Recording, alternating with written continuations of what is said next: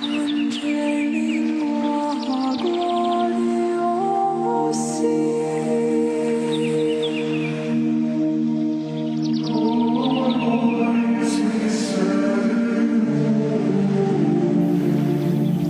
dia, a Igreja nos convida a contemplar um fato, um acontecimento. O menino envolto em faixas e deitado numa manjedoura. À primeira vista, parece apenas um nascimento pobre e silencioso. Mas o Natal não é um episódio isolado, pois ele contém em si o grande mistério do amor de Deus para conosco. O que nós celebramos hoje não é uma festa de aniversário, como se procura colocar em geral. Seria reduzir o grande acontecimento que houve em Belém. Mas o que celebramos hoje é uma festa, sim, mas a festa do amor de Deus que procura o homem para estabelecer com o homem uma aliança. Nosso Deus não é um Deus sanguinário que se alegra com sangue, com destruição humana.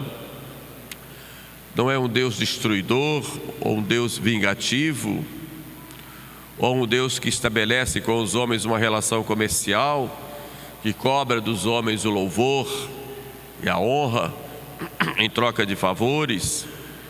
Não, o nosso Deus é um Deus de amor, e o amor tende a se expandir, e mesmo tendo visto o homem, por ele criado por amor, cair no pecado, Deus não nos abandona à nossa própria sorte. Por isso, na plenitude dos tempos, ele vem enviando seu Filho para estabelecer conosco uma aliança de amor. Esta aliança ele estabeleceu com cada um de nós exatamente quando nós fomos batizados, quando nós ouvimos, ou nossos padrinhos, do sacerdote que nos batizou, querem ser batizado, e nós dissemos sim. Naquele momento se estabeleceu conosco uma aliança de amor. Por isso, falar do Natal é falar do amor de Deus, que se dirige à humanidade para estabelecer esta união, esta comunhão de amor. Por isso, o Natal está intimamente ligado à cruz, que é o maior sinal e é o auge da realização deste amor, e na Eucaristia, que continua manifestando esse amor até o fim dos séculos. O mesmo Cristo que nasce em Belém, nascerá sacramentalmente em cada altar. O mesmo corpo colocado na manjedoura será oferecido na cruz. É o início visível do sacrifício redentor que se consumará na cruz e que se perpetuará no altar e que está ali no presépio. O mesmo sangue que corre de suas veias como menino será derramado por nós e nos dado na Eucaristia como bebida de salvação. Belém, Calvário e altar não são três mistérios separados, mas um único mistério de amor levado até o extremo, e levado ao extremo até o fim dos séculos. Por isso, nessa homilia, gostaria de refletir esses 3 pontos. Primeiro, o presépio, que já anuncia o sacrifício. Depois, o Calvário, onde se realiza esse sacrifício. E o altar, onde se perpetua este sacrifício do amor de Deus para conosco. O Evangelho nos mostra que o Filho de Deus nasce na pobreza. Não há palácio, não há conforto, não há honra humana. Ele é colocado numa manjedoura, o sinal claro de humildade e de abaixamento. não nasce em Jerusalém. Onde estão ali os sacerdotes na gruta? Onde estão os escribas? Onde estão os doutores da lei? Onde está o grande rei Herodes? Não. Ali na gruta tem um casal, Maria e José. Segundo a tradição, um boi e um burro. E na hora de ir ao encontro deste nascimento, encontramos pastores. O Papa São Leão Magno dizia que a humildade do nascimento do Senhor é a instrução da nossa fé e a sua pobreza é a riqueza da nossa salvação.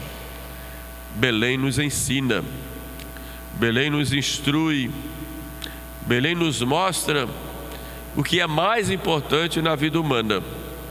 Não são as riquezas, não são as glórias do mundo, não são os prazeres. Isto que a cultura moderna procura colocar como máximas, não é para nós.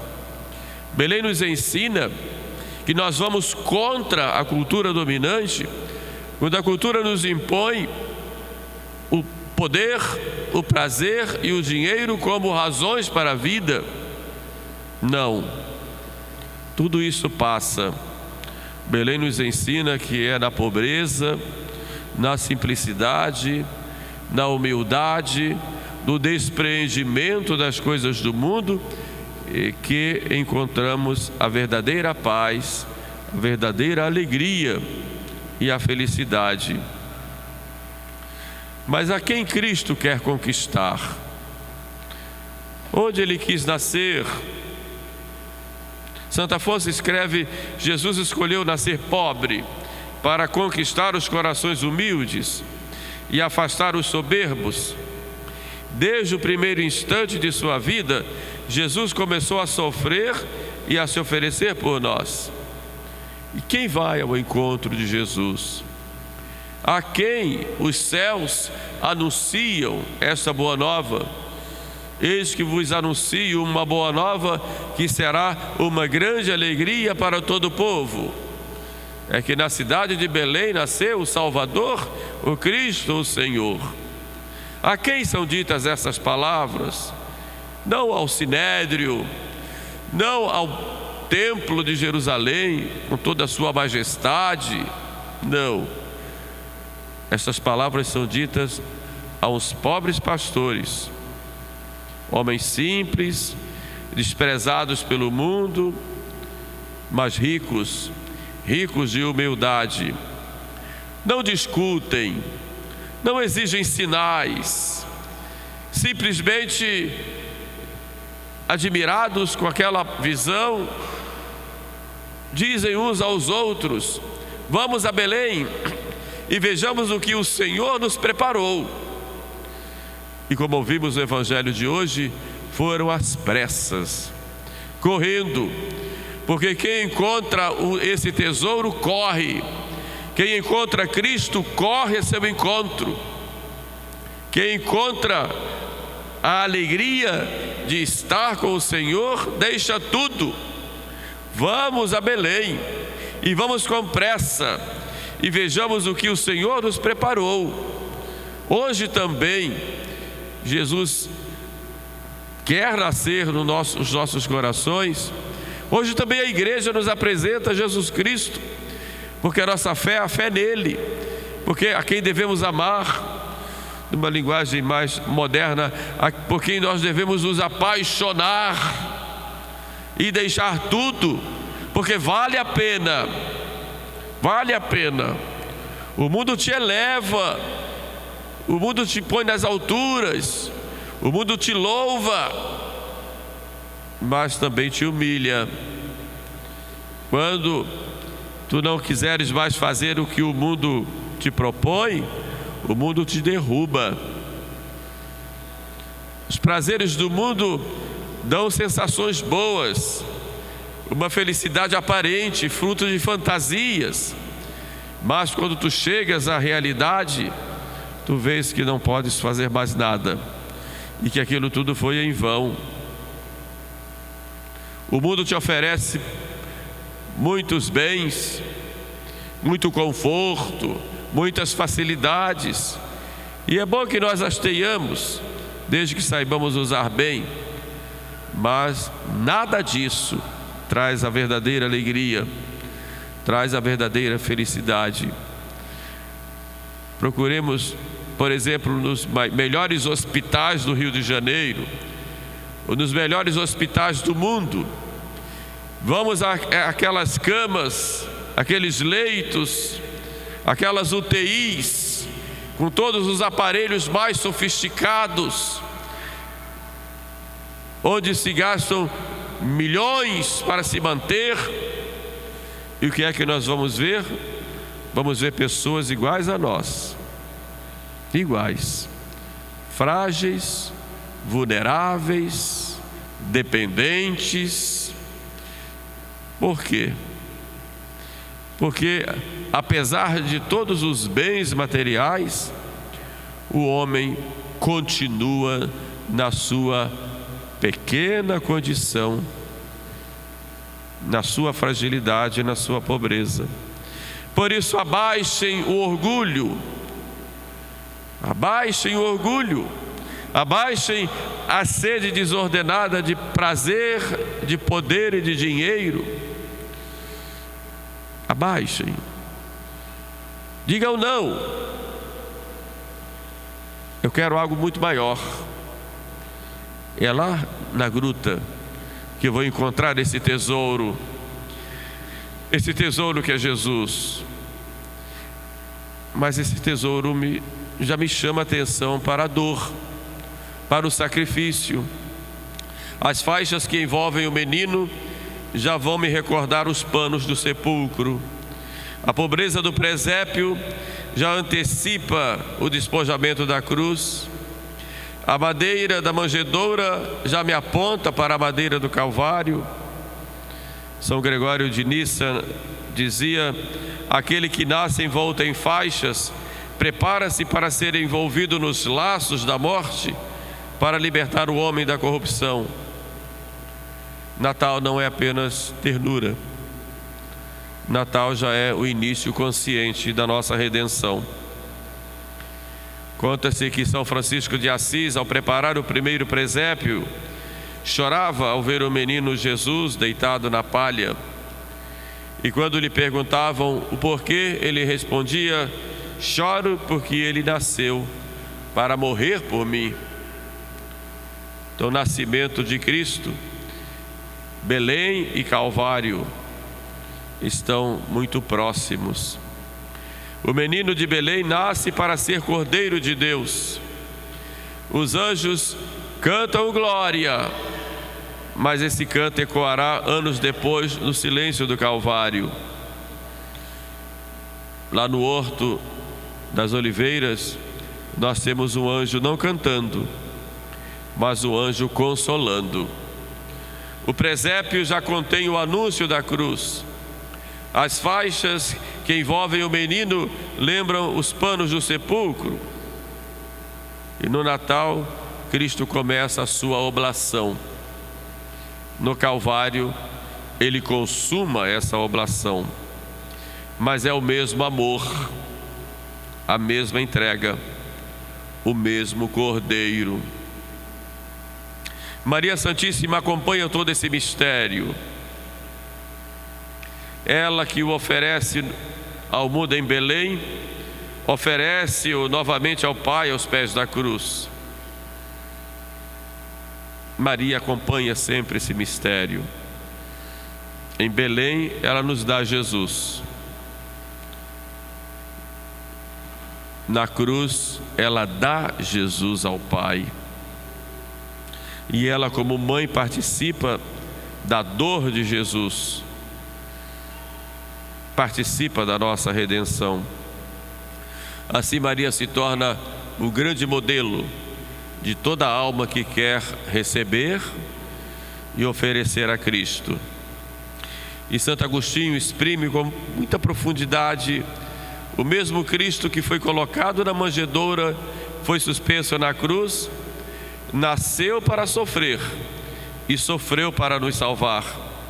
O mesmo corpo que foi nutrido pelo leite de Maria foi entregue pela salvação do mundo. No Natal, Deus se torna vulnerável. Na cruz, ele se torna obediente até a morte. Mas em ambos os momentos, o amor é o mesmo. O amor que se abaixa e que se inclina até nós. Maria, nos ensina que amar é entregar, mesmo quando dói. E como dói essa entrega tantas vezes. Porque nós vemos tanta gente afastada de Deus hoje. Porque o homem se animalizou, foge da dor e busca o prazer. Foge da dor e busca o prazer. Não dá um sentido à dor. A dor tem um sentido? Não dá. Foge da dor e busca o prazer. E o Belém e Calvário nos mostram a grandeza do sacrifício, a grandeza do amor, que vai acima de toda dor, de todo prazer, que vai acima de todas as vicissitudes que podemos ter. É sempre o mesmo amor. E esse amor que se apresenta a nós em Belém, que chega ao auge na cruz, ele continua na história humana no altar. A Eucaristia é o Natal que continua. O mistério não termina na cruz. Aquilo que começou em Belém, que se consumou no Calvário, permanece vivo na Eucaristia. Belém significa casa do pão. Não é por acaso que o menino nasce no lugar que já anuncia: eu sou o pão vivo que desceu do céu. Não foi por acaso que aquele corpo frágil foi colocado numa manjedoura, o lugar onde os animais comiam. Porque ele quer ser o nosso alimento. Alimento que nos dá vida, alimento que nos une a ele. Quem come a minha carne e bebe meu sangue, permanece em mim e eu nele. Ninguém tem maior amor, ele diz, do que aquele que dá a vida. E ele nos dá a vida. Nos deu a vida vindo ao mundo, nos deu a vida morrendo na cruz, e nos dá a sua vida cada vez que diante dele o recebemos na Eucaristia. São João Crisóstomo nos ensina: aquele que se deixou tocar na manjedoura, deixa-se tocar no altar. Aquele que foi visto pelos pastores é recebido hoje pelos fiéis. O mesmo Jesus. Na Eucaristia, Jesus continua a se fazer pequeno, silencioso, escondido sob as espécies de pão e de vinho. O Deus que não encontrou lugar na hospedaria continua esperando encontrar lugar nos nossos corações. Para vir ao mundo, as pedras se abriram para acolhê-lo, porque os homens se fecharam. Hoje, quantos corações são de pedra que não se abrem para acolher Jesus? Assim como Maria envolveu Jesus em faixas e o colocou na manjedoura, o sacerdote em cada Santa Missa envolve o corpo de Cristo no corporal e coloca sobre o altar. É o mesmo gesto de amor, repetido sacramentalmente. Como podemos receber esse menino neste Natal? Há algumas condições, e ele próprio nos ensina naquela gruta. Em primeiro lugar, é necessária a humildade. Deus não entra num coração orgulhoso. A humildade é a porta por onde Deus entra na alma. Quem se julga cheio não deixa espaço para que Jesus entre. Se você acha que você se basta, não tem lugar para Jesus na sua vida. Mas se você acha ou se considera frágil, pobre e necessitado, aí Jesus entra para preencher. Por isso é necessária, além da humildade, a pobreza de espírito. Jesus nasce pobre para ser recebido por quem não confia em si mesmo, mas confia em Deus. Bem-aventurados os pobres de espírito, porque deles é o reino dos céus. E pobre de espírito é aquele que reconhece a sua miséria e a sua necessidade de salvação. Mas é preciso ter o seu silêncio interior. Quando você procura muito barulho, está procurando preencher o vazio que só Jesus pode preencher. Porque Belém é silenciosa, a alma ruidosa não percebe a visita de Deus. Santa Teresa dizia: Deus fala no silêncio e no recolhimento. Por fim, é necessário termos a pureza de coração. Para receber Jesus 3 vezes santo, ou Deus 3 vezes santo, é necessário um coração purificado. Por isso, é preciso se libertar daquelas amarras que impedem que recebamos a Jesus. Assim, o Natal será não apenas a celebração externa de uma mesa farta, com comidas, bebidas, com troca de presentes, mas o Natal será um verdadeiro nascimento de Jesus em nós, hoje e sempre. Belém, Calvário e altar. Que Maria Santíssima, Mãe do Verbo encarnado, a mulher eucarística, nos ensina a receber Jesus com fé, com humildade, com pureza, com simplicidade e, sobretudo, com muito amor, para que Ele encontre em nós uma morada viva. Louvado seja nosso Senhor Jesus Cristo.